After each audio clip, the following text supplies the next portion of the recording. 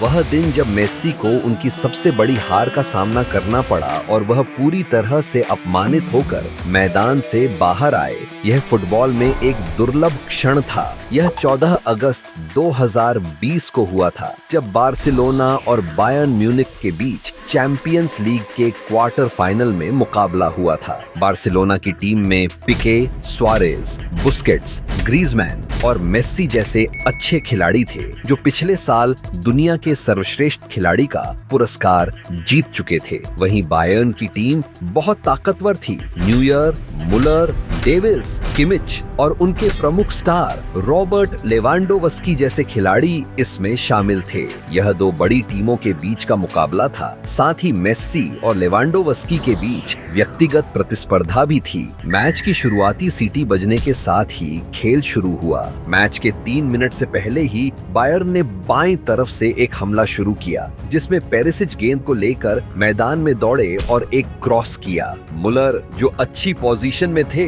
उन्होंने पास प्राप्त किया और पहली बार में लेवांडोवस्की को बॉल दी, जिन्होंने इसे सेट किया और वापस उन्हें बॉल फिर से मुलर के पास आई और उन्होंने एक निश्चित शॉट मारा। गोल के कोने में बॉल को रख दिया।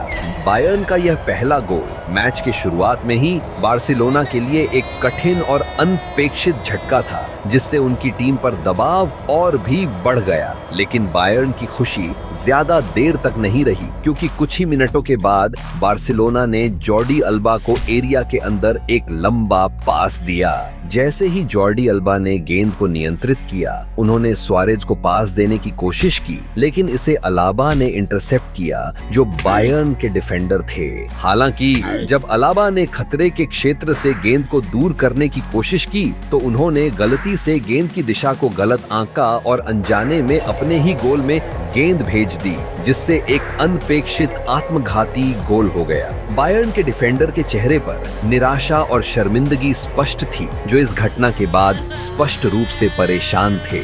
क्या बोल रहे हो फुटबॉल के पागलों? वीडियो आगे देखने से पहले चैनल को सब्सक्राइब मारना मत भूलना।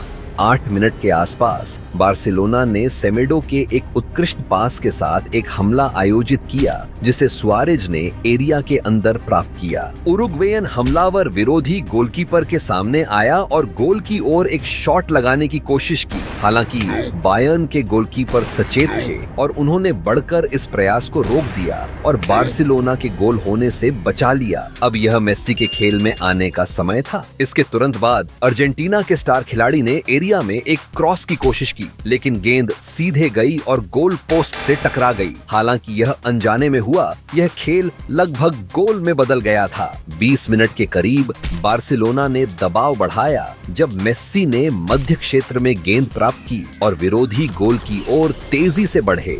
जैसे ही वे एरिया के अंदर पहुंचे, अर्जेंटीना के स्टार खिलाड़ी ने एक शॉट लगाया, लेकिन बायर्न के गोलकीपर ने अच्छा बचाव किया। इस समय तक मैच संतुलित प्रतीत हो रहा था, लेकिन चीजें 21 मिनट के आसपास एक नई दिशा में मुड़ गईं, जब बायर्न ने विरोधी डिफेंस में गेंद का कब्जा वापस लिया और जल्दी से एक प्रभावी काउंटर अटैक का आयोजन किया। ग्नाब्री ने गेंद को पेरिसिच को पास किया, जो एरिया के अंदर अच्छी तरह से तैनात थे। पेरिसिच ने कुशलता से गेंद को नियंत्रित किया और गोल की दिशा में एक शक्तिशाली और सटीक शॉट मारा।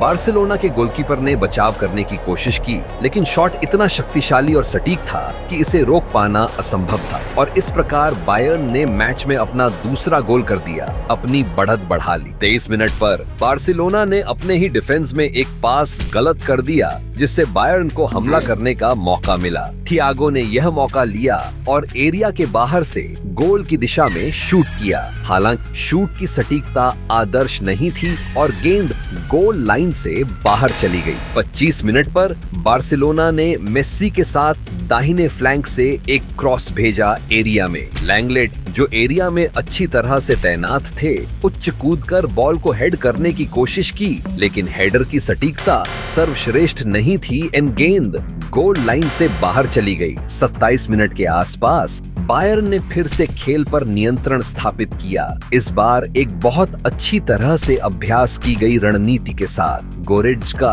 खेल की अच्छी समझ दिखाते हुए ग्नाब्री को, जो एरिया के पास तैनात थे, एक उत्कृष्ट ओवरहेड पास दिया। अपनी चपलता का उपयोग करते हुए ग्नाब्री ने मार्किंग से खुद को चतुराई से मुक्त किया, पास प्राप्त किया और एक शक्तिशाली और सटीक शॉट मारा, गेंद को सीधे नेट में भेज दिया। बायर्न का यह तीसरा गोल, जो एक अभ्यास की गई चाल से आया था, यह दर्शाता था कि जर्मन टीम के पास एक अच्छी तरह से मिलीजुली और शक्तिशाली सामूहिक संगठन था, जो जटिल रणनीतियों को कुशलता पूर्वक निष्पादित करने में सक्षम था। लगता है कि गोलों ने बार्सिलोना की मानसिक स्थिति को हिला दिया था, जिसके तुरंत बाद उन्होंने अपने ही डिफेंस में एक गलत पास दिया। लेवांडोव्स्की ने गलती का फायदा उठाया, विरोधी एरिया में गेंद का कब्जा वापस लिया और तेजी से गोल की दिशा में शूट किया। हालांकि पोलिश स्टार का निशाना सही नहीं था और उन्होंने गेंद को बाहर भेज दिया, एक स्पष्ट मौका गंवा दिया। 30 मिनट पर बार्सिलोना ने अपने डिफेंस में गेंद का कब्जा खो दिया, जिससे बायर्न ने एक तेज और प्रभावी हमला आयोजित किया। किमिच ने तुरंत दाहिने साइड से गेंद उठाई और एरिया के बीच में एक सटीक क्रॉस किया। मुलर, जो अपने उत्कृष्ट प्लेसमेंट के लिए जाने जाते हैं, सही जगह पर थे और उन्होंने क्रॉस प्राप्त किया।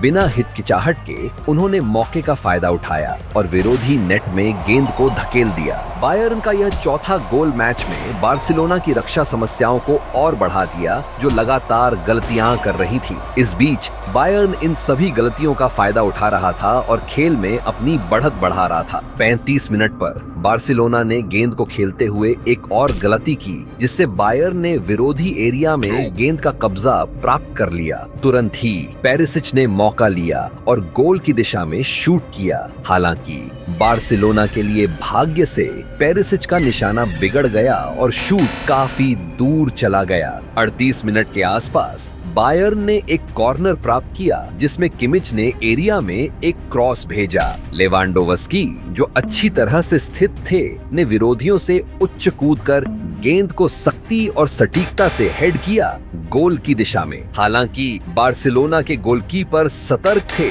और उन्होंने बचाव किया। पहले हाफ के अंत के करीब 44 मिनट पर बार्सिलोना ने लैंगलेट के एक लंबे पास के साथ पलटवार की कोशिश की। सुआरेज, जो रणनीतिक रूप से अच्छी तरह से स्थित थे, ने गेंद प्राप्त की और गोल की दिशा में शक्तिशाली शॉट मारा। हालांकि बायर्न के गोलकीपर सतर्क थे और उन्होंने एक शांत और कुशल बचाव किया।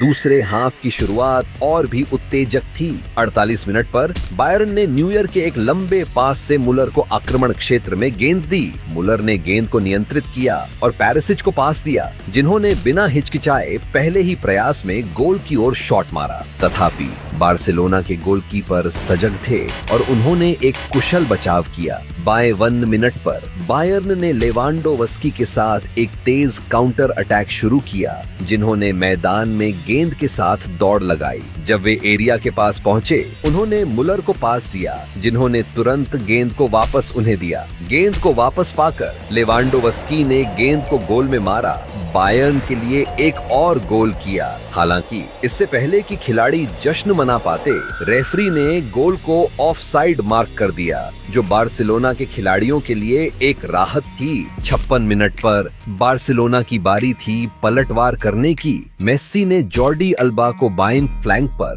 एक लंबा और सटीक पास दिया। बिना हिचकिचाए अल्बा ने गेंद को सुआरेज को पास किया, जो एरिया के पास अच्छी तरह से स्थित थे। उरुग्वेयन आक्रमणकारी ने अपनी तकनीकी कुशलता दिखाई, एक शॉट की नकल करते हुए जगह बनाई और फिर कोने में फिनिश किया, गोल किया।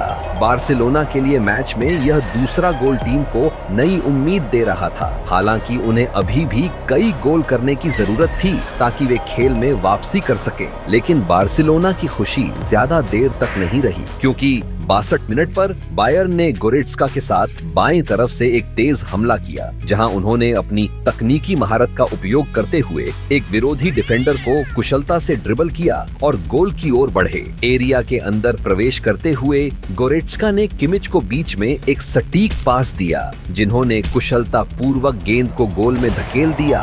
बायर्न की बढ़त को मजबूत कर दिया। बायर्न का यह 5वां गोल बार्सिलोना की पहले से कमजोर उम्मीदों को पूरी तरह से खत्म कर दिया। मैच में उनकी स्थिति को और भी नाटकीय और हताश कर दिया। 63 मिनट पर बार्सिलोना ने विरोधी डिफेंस में गेंद का कब्जा वापस प्राप्त किया और एक काउंटर अटैक की कोशिश की।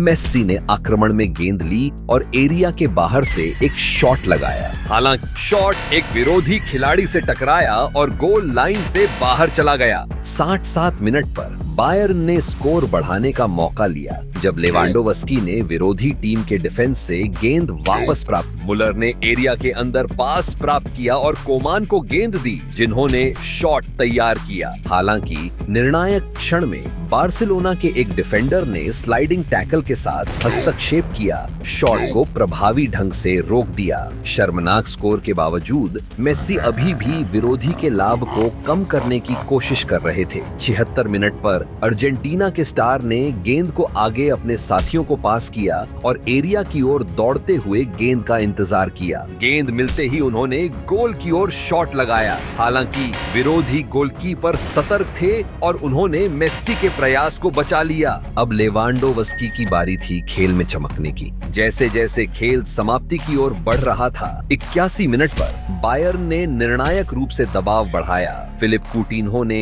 एरिया में गेंद प्राप्त की और कुशलता से मध्य भाग में एक क्रॉस भेजा। रॉबर्ट लेवांडोव्स्की, जो रणनीतिक रूप से अच्छी तरह से स्थित और पूरी तरह से मुक्त थे, ने गेंद को परिपूर्णता से प्राप्त किया। उन्होंने शक्ति और सटीकता के साथ हेडर लगाया, गेंद को सीधे नेट में भेज दिया। इस प्रकार बायर्न के पक्ष में स्कोर बढ़ा दिया। लेकिन बायर्न अभी भी स्कोर से संतुष्ट नहीं था और 84 मिनट पर उन्होंने गेंद का कब्जा फिर से प्राप्त किया और एक जोरदार हमला शुरू किया। थॉमस मुलर ने उल्लेखनीय कुशलता के साथ गेंद को फिलिप कूटिन्हो को पास किया, जो विरोधी एरिया के अंदर रणनीतिक रूप से अच्छी तरह से स्थित थे।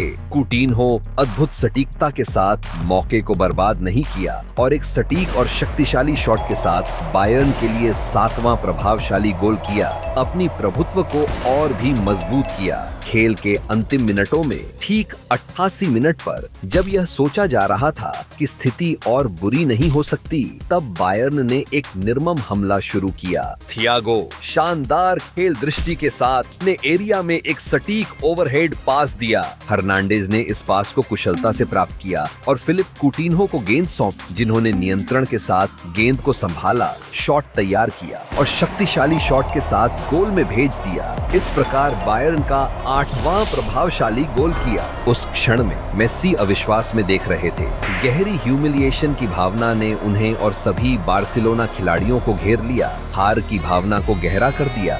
जल्द ही इसके बाद रेफरी ने खेल का अंत सीटी बजाई। इस प्रकार बायर्न द्वारा लगाए गए संहार का अंत किया। उस वर्ष बायर्न ने बहुत प्रतिस्पर्धी चैंपियंस लीग जीती। उनके उत्कृष्ट प्रदर्शन के कारण लेवांडोव्स्की को फीफा द बेस्ट पुरस्कार से सम्मानित किया गया। दूसरी ओर मेस्सी अपमान से इतने आहत हो गए कि थोड़े समय बाद उन्होंने बार्सिलोना छोड़ने का निर्णय लिया। और अगर आपको यह जोरदार मैच देखना पसंद आया, तो आप उस दिन को और भी अधिक प्रभावित करने वाला पाएंगे, जब क्रिस्टियानो रोनाल्डो ने मेस्सी से बदला लिया और उन्हें दिखाया कि असली बॉस कौन है। उत्सुक हैं? तो अपनी स्क्रीन पर दिखाई दे रहे वीडियो पर क्लिक करें और उस ऐतिहासिक खेल को देखें।